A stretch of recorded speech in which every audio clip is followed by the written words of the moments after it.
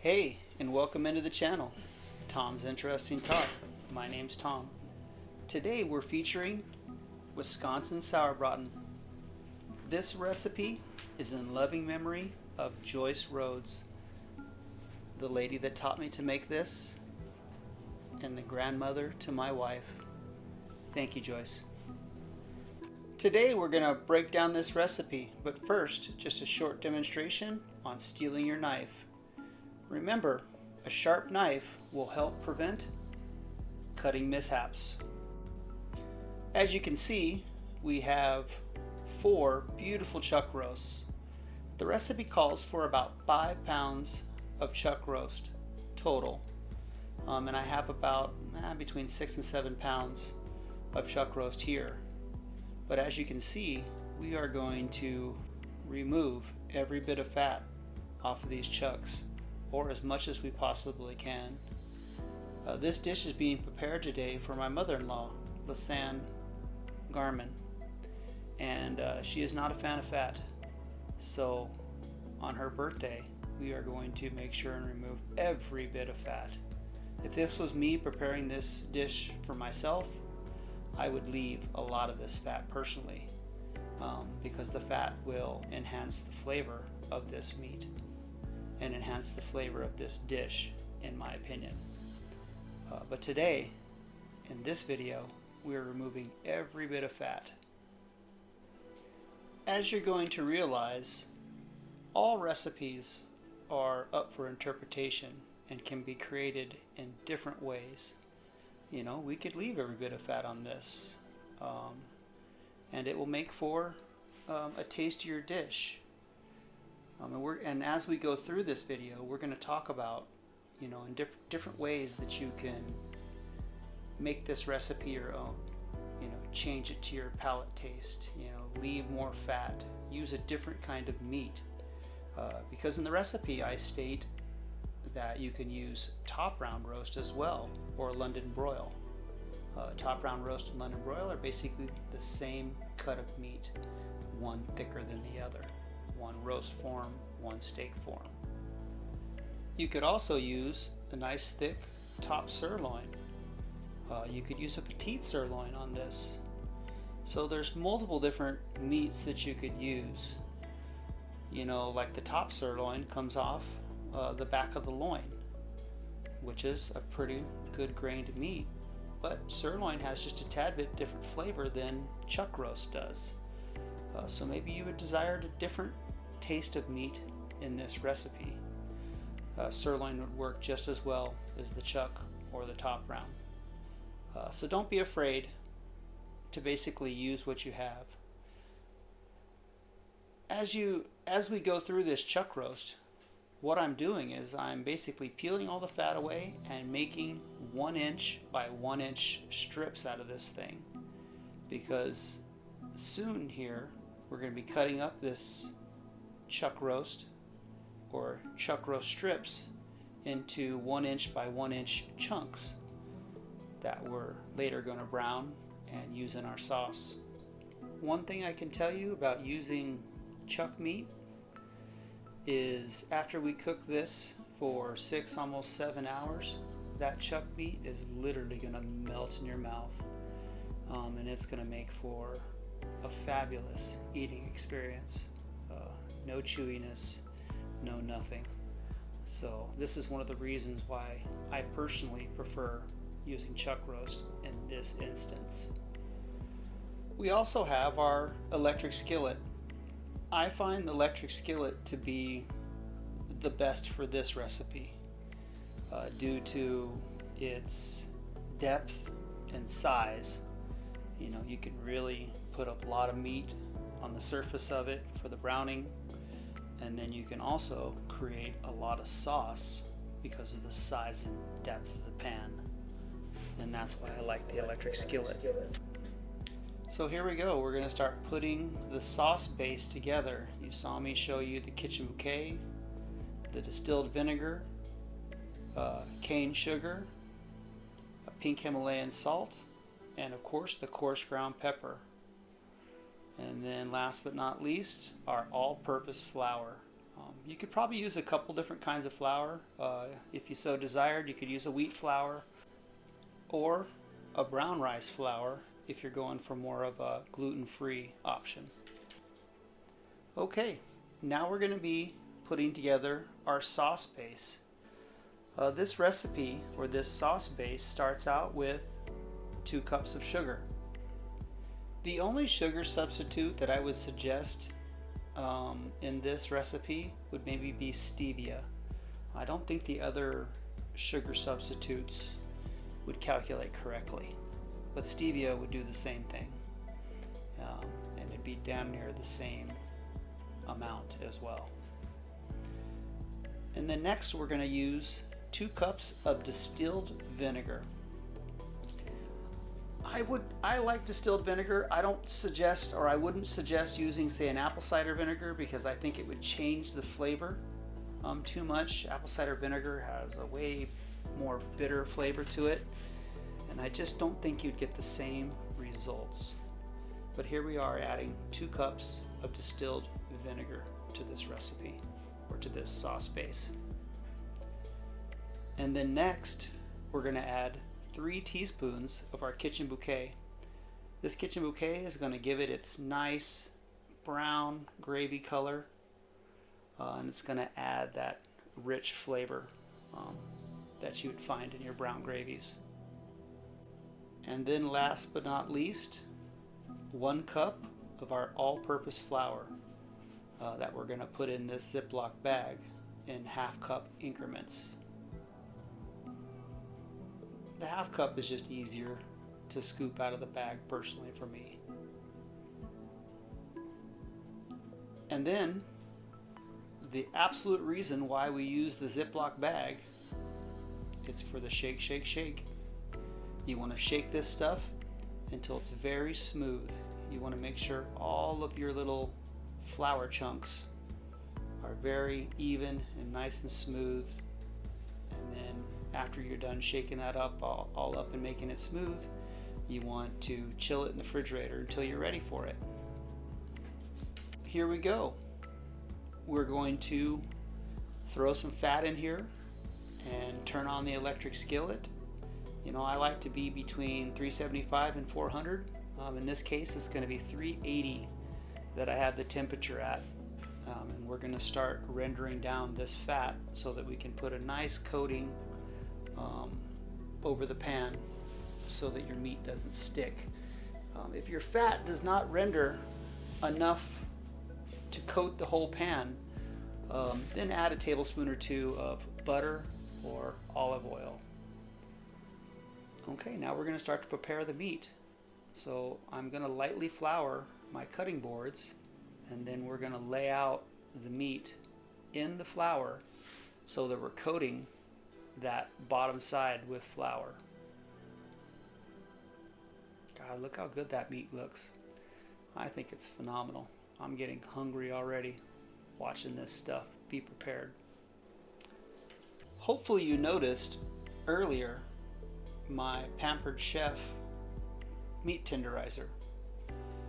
The meat tenderizer is going to be used here in a few minutes to pound out the meat. And now we're going to salt the meat with the pink Himalayan salt, which I am a super fan of. I love the flavor of the pink Himalayan salt. And we're going to add a light coating of our coarse ground pepper.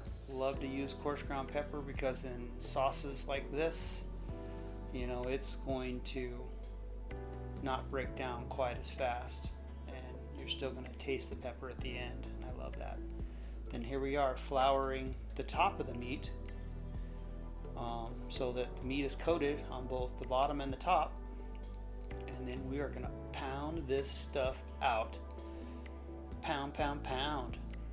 Pound it out. As you can see, I'm pounding the crap out of it, and it's making my camera move a little bit, unfortunately. You do not need to go super crazy when you're pounding this out. You're basically just trying to seal that flour, salt, and pepper into the grains of that meat. You want the flour, salt, and pepper to hold to the meat so that those flavors don't release until later on in the sauce building process. So here we go. Remember, I didn't think I had enough fat to render the pan and coat the pan evenly with a nice good coating. So I added a couple tablespoons of butter with olive oil in it. And then now we're cutting up our meat into 1 inch by 1 inch chunks, or pretty close to that, of course. There's always some variance. You could make bigger chunks of meat as well, depending on what you like and and what kind of meat you're using. Hell, if you're using filet mignon in this stuff, it's not going to take near as long, and you could use real big chunks on it because it's going to soften up really, really fast. But in this instance, we're using 1 by 1 chunks, and now we're going to line out all the meat in the pan so that we can brown the meat on both sides. Notice that all that flour that was on that cutting board, which has Himalayan salt on it and pepper residue on it as well, I put as much of that in the pan as I could. And we're going to do the same with the other cutting board when we get to browning that portion of meat. You want to brown this on each side, and I can tell you guys, at this point, you're going to be realizing that you still have some work ahead of you. This just takes time and effort, and you just got to be meticulous about it. Turn each and every piece, make sure each and every piece gets a nice golden brown color to it, because that's what's really going to hold that, or allow that flour, salt, and pepper to be kind of seared to that meat, so that those flavors can be unlocked later on down the road as the sauce slowly starts to break down this meat and release those flavors. So we're going to let this cook for just a few minutes, and then we're going to take this off the heat and we're going to start the next batch. Gorgeous. Alright, at this point you need to go out and get your sauce from the refrigerator and pour it into the meat. Notice that I had that measuring cup there to the side. I started with 3 cups of water. After you add the water, you want to really give this thing a good stir, and then you'll be tasting it for the first time. I can tell you, man, when you taste this the first time, it will be bitter. It will be funky tasting. All you're trying to do is get a baseline for your taste buds as far as where it is and an idea of where you want to go. You noticed I added another little splash of vinegar in there, and then about another half cup to 3/4 of a cup of water to kind of even out the flavor and give it a more of a sharpness to it, more of a sour sharpness to it. I personally like to start this on the sharper, more sour side, and then I like to build in the sweetness as you try this thing over and over and over again. Remember, this is a 6 to 7 hour cooking time, and you're going to be tasting and stirring this thing every 30 minutes and then adding ingredients little by little, a little water, a little sugar, or a little vinegar, depending on where you're trying to get with this sauce. A lot of the times when you're adding the water, especially say the first 2 to 3 testings, you're just trying to even out the flavor. You're also trying to knock down the taste of the flour, and the water is going to do that really well. After, say, you get the volume of the sauce that you want and desire, because I like to make a lot of sauce because I think it makes the whole dish better. Once you get past those, say the second or third tasting, Well, then after that, you're just adding sugar or vinegar, or sugar and vinegar, until you get the desired taste. Let me take just a minute to explain what you're trying to do as far as the flavor here. This is a sweet and sour beef. You want the sourness to basically bite at the back of your jaw right to the point where you're making the sour face. You know how you can feel that little twinge at the back of your jaw before you start to make the sour face? Well, what needs to happen with the flavor is once the sourness gets to that point, well, then instantly the sweet should take over and kind of save your taste buds from you fully making that sour face. It's a tantalizing sweet and sour flavor that really shocks your taste buds as you eat it. And then you put it on potatoes with lettuce, and you know, your senses just don't know which way to go. You know, it expects when you're looking at it visually that you're going to taste a nice brown gravy flavor, but then all of a sudden you get this sourness and then this beautiful sweetness, this rich sweetness that comes across your palate, and really kind of just melds the flavors together. It's a really cool recipe. When you eat this stuff, you will realize that you're eating something very unique, and something very different. But what's cool about this recipe is it is an original flavor. It's unlike just about anything I personally have ever had. And I'm just going to be totally honest. You know, the first couple times I ate this, it's a bit of a required taste. You know, you've got to get your palate used to it.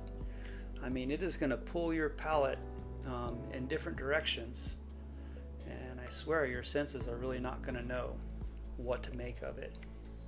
But in the end, you know, your palate will have went on this journey, and your senses will catch up, and you'll realize that you ate something amazing and original.